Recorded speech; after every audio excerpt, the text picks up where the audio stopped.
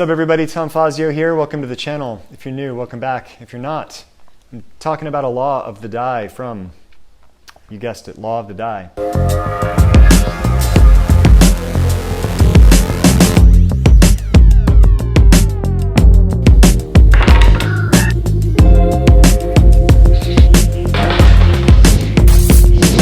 As I mentioned in quite a few of these videos, this book is a fictional narrative, or two in one, so to speak, two protagonists, two different stories that are connected somehow through good luck. But the laws were written, or at least conceived independently. They have another history that I write about in my first book and continue in my second book, and first In Pursuit of Weightlessness and then The Essence of Lightness, that has more to do with how exploring new options, tinkering our way through life, which is an active practice, can actually be something that we get good at, and that can generate new options in life, and that can inoculate us against hardship in a way.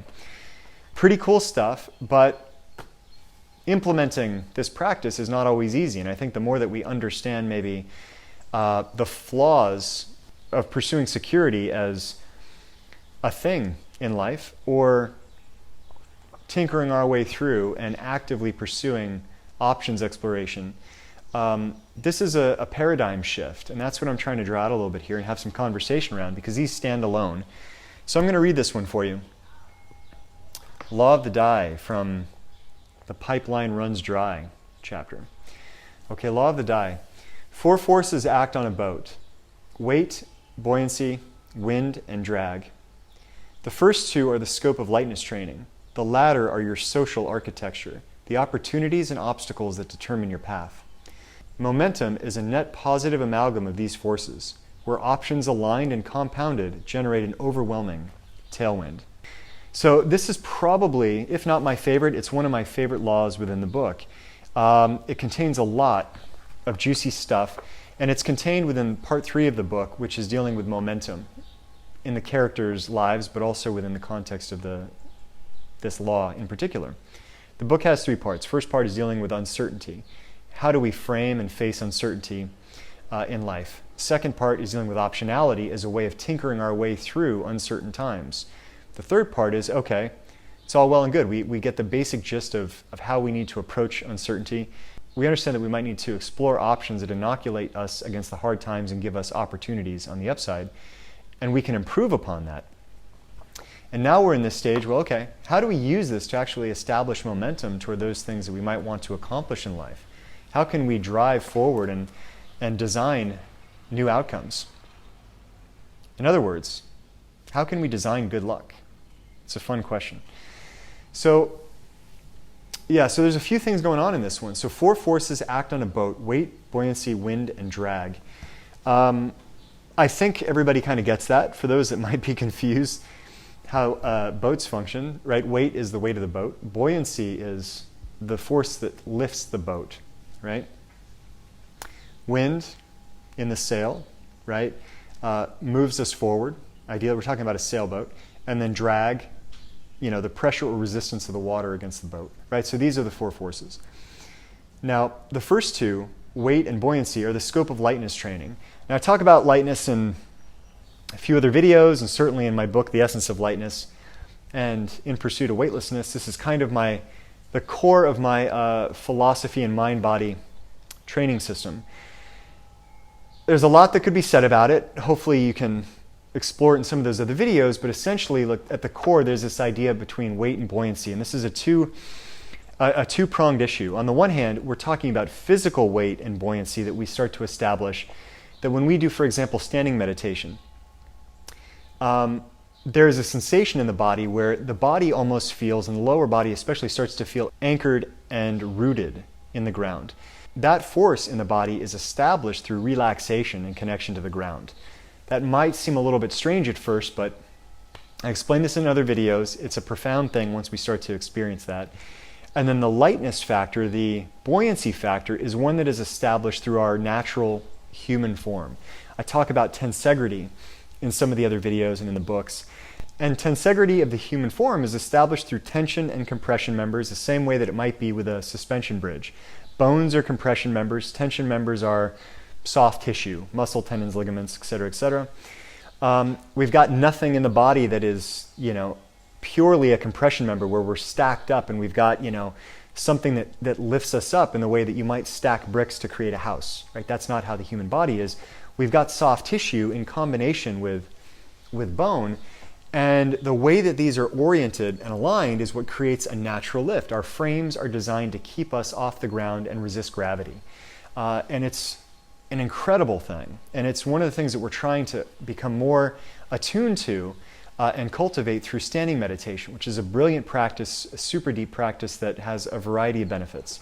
So on the one hand, lightness training is looking at a high level of connection between these two forces, right? The anchor and the buoy, these tensional forces that pull or drop down and then lift at the same time, that creates space. And from that, the mind becomes alive in the body. We start to feel connected and sensitive through and through, okay? Now, but the other part of that is weight and buoyancy from a not literal sense, perhaps, or at least not a practical standpoint, which is actually looking at the psychology of performance. And weight we could call, burdens, inhibitions, things that hold us back in life, attachments, things that we are attached to that prevent us from achieving full presence and adapting to new things. So weight is a burden, right? Any form. And buoyancy in this case is a byproduct of weightlessness training, which is essentially non-attachment and greater senses of presence. And so these two forces at play allow us, the more that we develop, to weather hardship and discover new opportunities, right? Maintain a positive growth mindset over time, because we're no longer fixated and attached to things that are weighing us down, and we're able now to adapt and navigate different degrees of uncertainty moving forward. And so that's the mind-body aspect of achieving momentum in life, right? Before we even get to the externalities, we need to understand there's a lot going on in the mind-body that we need to confront. And the more that we improve our hardware, right, the more focused, the more resilient, the more adaptable we become, the greater sense of presence that we have, etc., the easier the software aspects become. The way in which we converse with other people, the way we address conflict, the way we pursue passions and dreams, right? These things get easier. The algorithms that we run to perform in those domains, they run more smoothly. And then the second part, the latter, meaning wind and drag, are your social architecture, the opportunities and obstacles that determine your path. So this one I don't think gets enough credit. I think a lot of people in today's self-help world and modern age gurus focus almost exclusively on the psychology of performance. And they don't focus nearly enough on, well, yeah, but it's really hard to be positive if you are in shit circumstances. I mean, we know that. We all know that. And if you haven't been depressed, you've probably had a bad, time in your life at some time or another. We all know that when we feel that way, you can't just tell yourself it's all going to be okay. You've got a lot of good stuff going for you, and to feel better, I have higher standards in my life and things that I'd like to achieve. So, the positive self-talk doesn't always work in such cases, but this is now saying, well, what if wind and drag, right, those two forces, those things that push us forward or pull us back, what if they're not internal at all? What if they are, external options? And so literally, we call them the opportunities and obstacles that determine your path. An obstacle is, trying to move forward. Maybe you've got an obstacle at work. Maybe you're being held down at a certain position. Maybe you are not getting the job that you're looking for. Maybe you just have, trying to build a business, don't have enough money. Maybe you're trying to build this business, don't have the right connections. Could be a lot of different things, right? So we all have obstacles, name yours. We can define them for ourselves. And then the opportunities, we might say, well, okay, if I was to talk about an obstacle being, I just feel like I'm really limited in my knowledge or my connections, well, an opportunity might be, well, what if I had more connections? How could I acquire more finances? Instead of just focusing on those elements that are true boundaries. This is not a psychological issue so much as, you might need a bit of a mental shift in order to step forward and pursue another course of action. But this is really saying, we need to focus on the options factor. And that's not something that we need to be attached to or even feel anything for. We don't need to worry about the outcome. we need to identify courses of action that might actually generate a tailwind, right? And a lot of them might not. Maybe 9 out of 10 go nowhere. But how can I tinker my way through these issues of uncertainty? And then finally, momentum is a net positive amalgam of these forces where options aligned and compounded generate an overwhelming tailwind. So now this is getting to where, as I mentioned, one of the other laws, options aligned to purpose can be more effective than just random tinkering, right? There might be an element of random tinkering that gets us in the game. I'd have no clue. I'm going to tinker across the board. I'm going to, I'm going to call five girls this week. I'm going to, apply to 5 jobs. I'm going to try to get a few loans to start a business. Could be whatever, right? This is saying, okay, well now I've got an idea of where I want to be, what I want to do. And this is starting to get into that domain of life design or lifestyle design. And it says, well, what if I'm tinkering now in a direction? I aim my arrow, boom, now I've got the dice, right? 2 things, an arrow and the dice. So I know my direction. I don't know everything between here and there, right? There's a lot of gray and uncertainty between these 2 points. What happens if I start tinkering? But these are not unreasonable things to trial. And it's possible that if I do enough of them, if I trial 10 things over the next month, 20 things over the next 2 or 3 months, etc. What happens when some of these things start to come together? It's possible I might meet a business partner who's got connections that could help me take my business in the right direction. At the same time, maybe I acquire funding that allows these partnerships to sing, right? So sometimes we find a positive kind of resonance or interaction between options, and that's what becomes really interesting.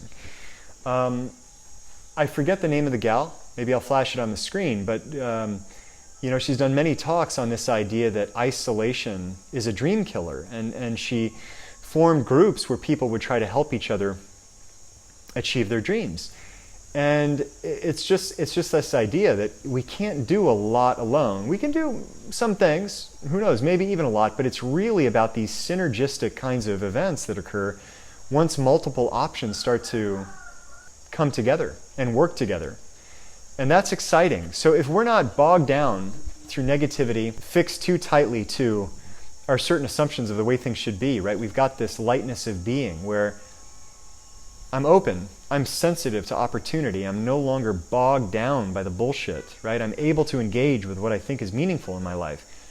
Okay, now we need to look at options and opportunities and maybe potential, limitations or inhibitions.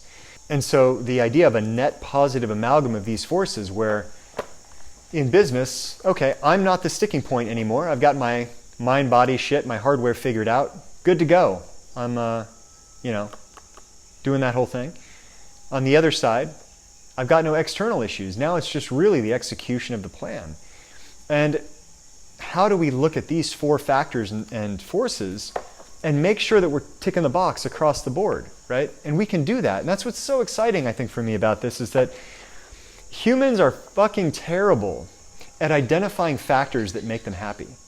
Like, epic fail for humanity. I mean, since the beginning of time, I studying philosophy back in the day in university, this is, one of the core focal points for a lot of the people that are exploring meaning and what makes life meaningful. And some of them, it's not common for them to use the term happiness, but some of them will dabble in that. And we're just not good at it. We're really good at knowing what doesn't make us happy, at least we think we are, but knowing what makes us happy, we're terrible at it. We can break down these points. Weightlessness does the first 2 extraordinarily well, right? It deals with the weight and the buoyancy issue. What is holding me back in life, and how can I find that sense of lightness? By design, not by luck. How do I design it? We know enough about the mind-body to be able to, in a targeted way, identify inhibitors of lightness and develop those things that allow us to have greater presence and connection to our experience. That is super exciting. But the next path, this idea of social engineering or social architecture, well, what if we start to experiment and play games with our experience a little bit more? Sure, you might still have a personal direction or ambition or roadmap, but we don't know everything. So how do we start to increase the tailwind, increase the options that we might be playing with, so that if the one that we are focusing on, we don't put all our eggs in that basket, that if it doesn't work, it destroys us? Or on the plus plus side, how do we implement options that might actually start to synergize and work with others, even the core direction that we're working on, so that it just gets easier and faster and easier and faster. I can't tell you the number of times, for example, and this is a good example of how people do this only in a bad way. The number of times people have said to me, all you need is just, to work with that famous client as an influencer, and then things will be set. I've been coaching for about 15 years. I had a studio in Shanghai for probably 8+ years. I've been coaching now remotely from Vietnam for the last 3-4 years or so. And ups and downs in business for sure. Had certainly great times and other times during the growth phases of the business that were quite challenging. But I mean, that is an example of a strategy that is hit or miss. Get somebody famous to recommend you and talk about you, or die as a business. Die alone, right? And as a miserable wretch that you are.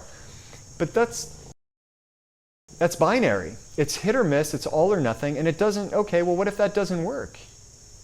Then what? And it didn't work. And most people don't find a super famous influencer to back their business. Now, my story's not done. Life has a funny way of introducing you to new things and creating opportunities, and who knows what will happen in the future, right? But as a direction, I mean, that's not something you can just go out and do. Everybody, every influencer in the world is being hit up left, right, constantly for their support. They're overwhelmed with asks, right? And the reality is most of us just got to grind it out and do the hard work and focus on providing value to customers.